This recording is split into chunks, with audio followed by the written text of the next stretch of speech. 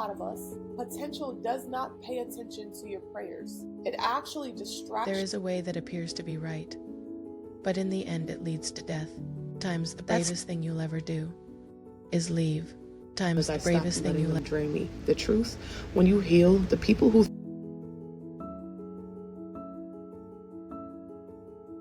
I almost didn't record this episode, not because I don't know my own story, but because this one is a little different. It feels like I'm tearing my own past open with no filter. And I know that this is raw, but there are parts that make people uncomfortable.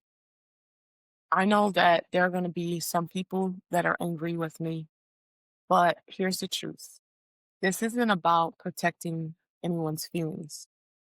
This episode is about shining light on where the system has kept you in darkness for too long. It's about how many people can jump in right now and help change the story for other women, other children, and other young people that are stuck inside of systems that just cannot see them. So if you are listening to this episode, make sure you stay with me. All right, peace, y'all.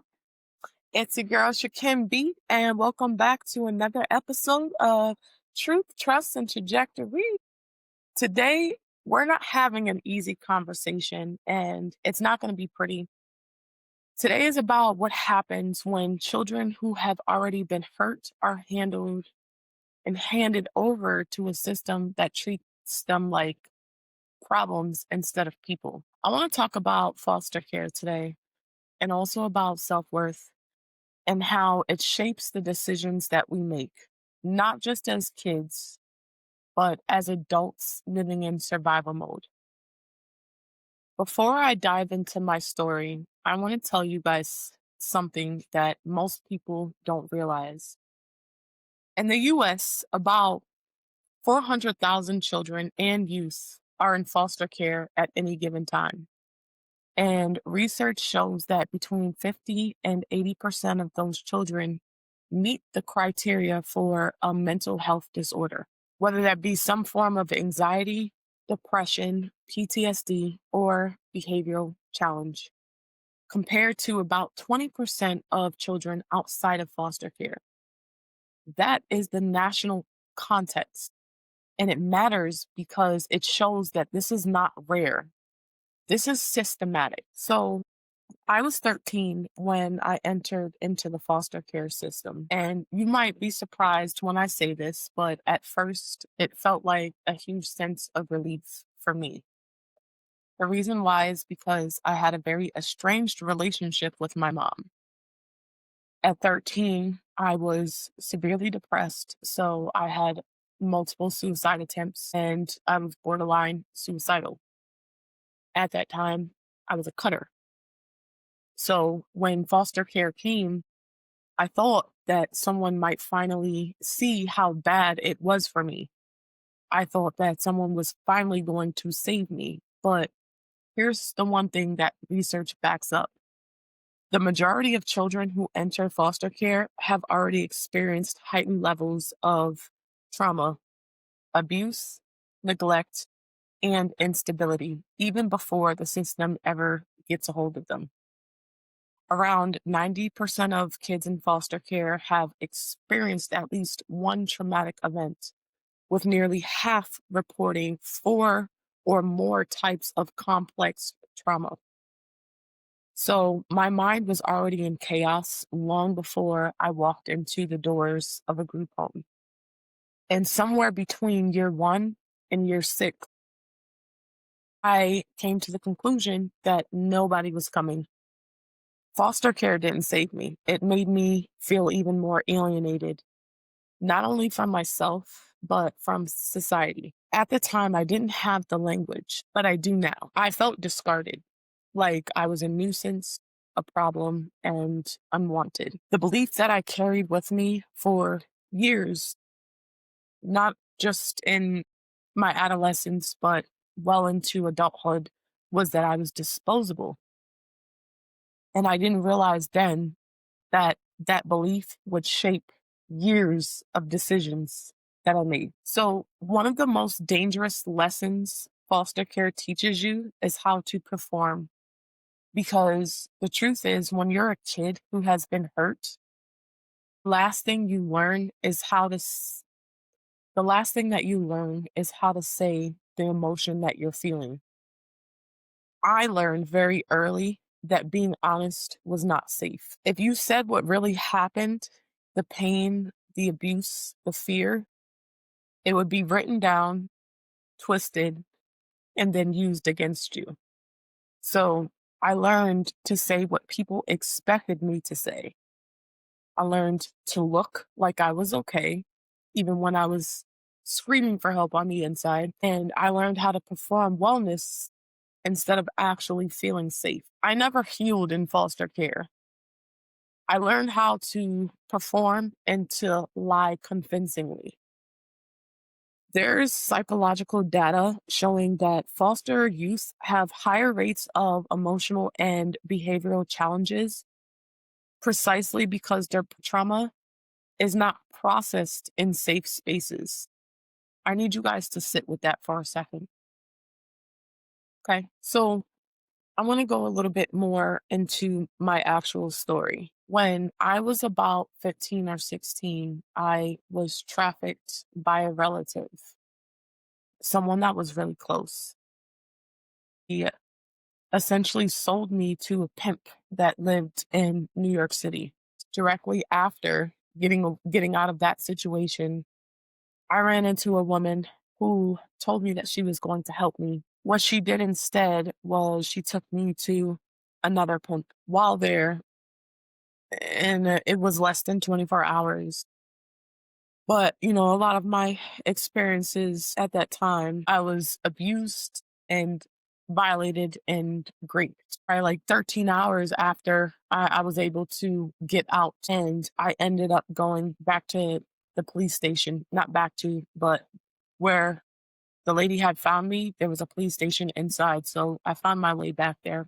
This isn't just me talking. This is me reliving that trauma. And that trauma, especially when it's prolonged, it has a tendency of rewiring the brain survival pathways, making danger feel like familiarity. After escaping, I thought that I was going back to something safe. So, mind you, I was still in foster care at this time. When I came back, my social worker, her name was Louise Sportello, she told me that, I had a court date in a few days, and I was the end goal was I was supposed to be going home. And so that kind of gave me a little bit of light because what I had just experienced, I felt, what would be better than being back in the safety of my own family? Well, I went back to foster care, and at the time, I was in Poughkeepsie, New York, and I thought I was finally going home.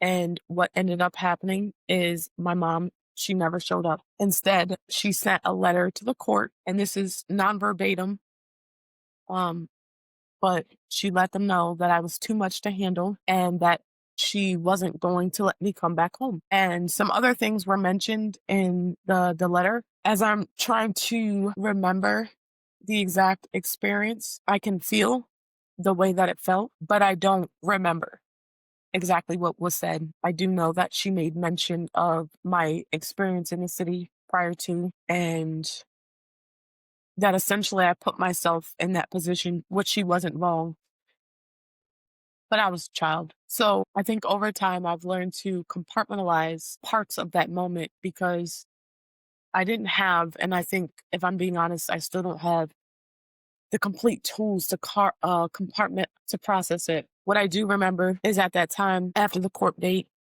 I remember feeling very empty, very numb, and just hurt.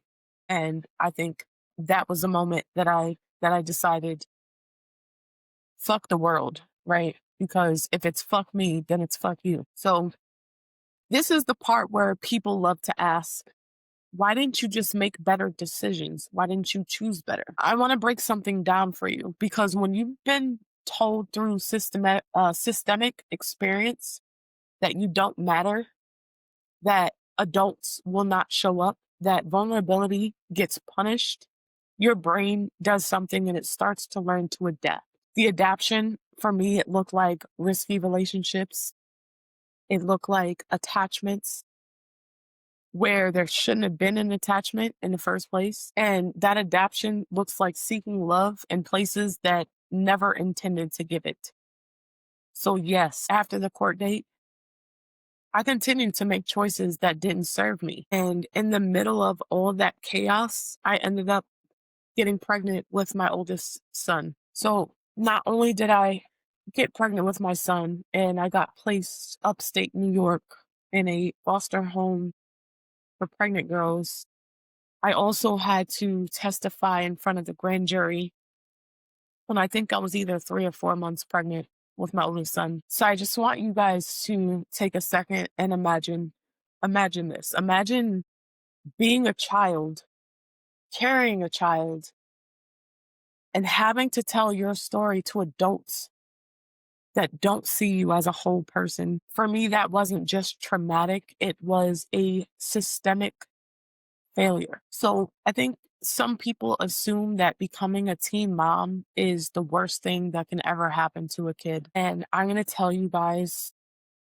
for me, that wasn't the case. When I reflect back on, my life between the ages of 13 and 17 and kind of the path that I was on and all the times that I could have lost my life and I could have ended it. Becoming a mother saved my life. And I still tell my oldest son that to this day.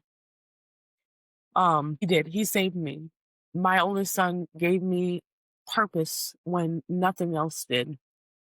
And it wasn't easy. People talked to me like I didn't know anything. They assumed that I was incompetent, like my kids somehow canceled out any level of my potential. And I think that subtle devaluation, the assumption that teen moms are less than, became another layer of internalized self worth erosion for me. Psychology tells us that sense of invisibility and worthlessness actually increase risks of depression, anxiety, and PTSD. Conditions that foster youth already face at significantly higher rates than kids who grew up with stability. I need you guys to sit with that for a second because it's not a joke. It's very real. So, when I found out that I was pregnant, initially I was downstate New York, Newburgh. I forgot the name of the detention center, but when I found out that I was pregnant, they started making plans there. My life actually had two paths. So the first one was in New York City, and the second option that they gave me was upstate New York because that traumatic incident happened in New York City. I was direly afraid of going down there.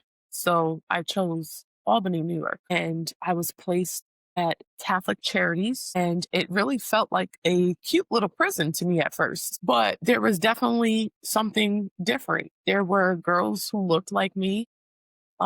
They had gone through a lot of the same experiences that I had. They were, struggling in the same way. So it gave me a sense of community, like I wasn't alone.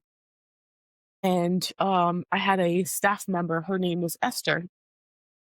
And I remember out of all the girls, there wasn't a lot of us. I think there were maybe like 8 or 10 of us at a time. And around holiday time, a lot of the girls, they would go home for like Christmas and Thanksgiving. I was the only person that wasn't ever, my family never asked me to come home. They never wanted me back. And I remember one Christmas, Esther took me to her house for Thanksgiving when no one else, not even my family, allowed me to be present. And for me, that was it was a pivotal moment because it made me see that there are people that care. Another memorable person, and we still stay in contact every now and again. She actually was a best friend for over a decade. Her name is Nija. And I remember Nija, her grandmother would always come and make sure she had clothes. she would come and visit and stuff like that. So Nija would make sure that her grandmother had brought clothes that I could also wear. And it was those moments of kindness that really stood with me to this day, right? But, on the flip side, therapy, it wasn't consistent. I did go to therapy a few times while being in Catholic charities, but it wasn't something that was mandated, and it wasn't trauma informed, and it wasn't held with safety or trust. I remember early intervention and consistent support for trauma can literally change brain development and long-term outcomes. But without it, trauma keeps shaping your decisions long after the system lets you go. And I signed myself out of foster care when I was 21 years old. So I never got adopted. My family never came back to retrieve their lost loved one. I aged out of the system, and I went from foster care to my ex-husband. So I want to talk about seeking love in unsafe places. One of the things that I remember is, the way that I sought out validation. And it started when I was 13. Not because my intention was to be reckless, but because no one ever gave me a reason to believe that I was lovable the right way. That is trauma psychology. The unmet attachment needs escalate into seeking connection that isn't healthy. It's not self-destruction, it is literally survival. And I think that is one of the reasons why the work that I do is so significant to me, because I feel like there is such a disconnect, the way that people are perceived, that, may be risky, and they don't make the best decisions. No one looks at these people and says, what is it that you have gone through that has shaped or sculpted your mind to behave in this way? As a society, I feel like it is easier to just throw people away and write them off as bad than it is to actually understand them or try to, and then meet them with the tools that they need. And that's where I come in. Now, I'm here saying what I wish I had been told. So I'm going to tell you guys, you're not broken, and you're not wounded, and all wounds can heal, but they absolutely cannot be ignored. My goal with this episode is to make an impact. And I'm not talking about a small impact. I'm talking about a systemic impact. I don't want to just help one girl. I actually want institutions to rethink about how they support foster youth, because kids are not supposed to be statistics. They're human beings with brains shaped by trauma, not pathology. Every year, more than 15,000 young people age out of foster care without a permanent family, headed into adulthood alone. That is not resilience. That is abandonment. So if you're listening to this and you grew up in foster care, if you feel invisible, if you feel abandoned, like the world decided that you don't matter, you are an asset to this world. Not because someone told you that, and not because someone decided to show up and save you, but because you survived. If this episode hit you in a way that felt real, I want you to click the link in my bio. Check out my survival mode detox program. I built it for people who grew up in chaos and who are ready to stop fighting themselves. You can find it on my website, nchukymbee.store. And listen, please make sure that you subscribe to this podcast. Leave me a review. It helps this message reach the people who really need it. Make sure you share this episode with someone who really needs to hear it. And before I let you guys go, please always remember that you are loved. You are essential to this world's ecosystem, regardless of what anybody else makes you feel. or believe. And until next time, this has been your girl, Nchukym Bee, with Truth, Trust, and Trajectory, where healing meets transformation. Okay, bye.